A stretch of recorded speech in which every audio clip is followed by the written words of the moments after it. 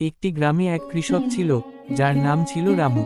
রামু প্রতিদিন সকালে তার খামারে কাজ করতে যেত এবং সারা দিন ধান, গম, সবজি ও বিভিন্ন ধরনের ফলমূল চাষ করত। তার খামার ছিল ছোট, তবে তার পরিশ্রমের কারণে সবকিছু ভালোভাবে চলত।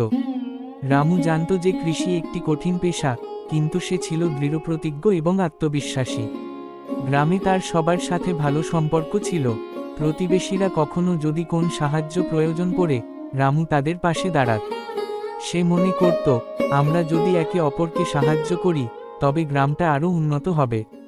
তার খামারে ছোট একটি পুকুর ছিল, যেখানে মাছ চাষ করত।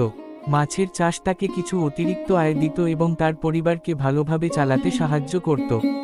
তবে কিছু দিন পর গ্রামে মন্দা শুরু হলো। বৃষ্টি কম হওয়ায় ফসলের ফলন কমে গেল এবং কৃষকরা চিন্তিত হয়ে পড়ল। রামু হাল ছাড়ল না, সে বিভিন্ন নতুন পদ্ধতি শিখে তার চাষাবাদে প্রয়োগ করতে শুরু করল।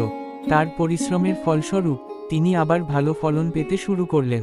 একদিন গ্রামে একটি মেলাতে রামু তার উৎপাদিত ফলমূল ও শাকসবজি বিক্রি করতে গেল।